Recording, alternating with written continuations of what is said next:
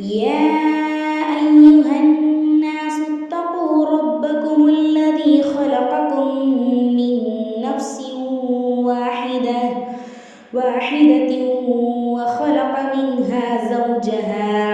وخلق منها زوجها وبث منهما رجالا كثيرا ونساء واتقوا الله الذي تساءلون به والأرحام إن الله كان عليكم رقيبا.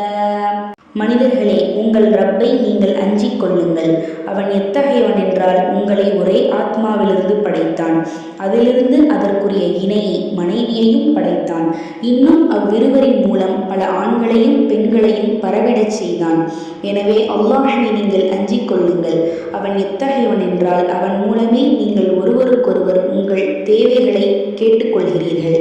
மேலும் இரத்த கலப்புள்ள உறவுகளை துண்டிப்பதை விட்டும் அல்லாஹை அஞ்சிக் கொள்ளுங்கள். நிச்சயமாக அல்லாஹ் உங்களை கண்காணிப்பவனாக இருக்கிறான்.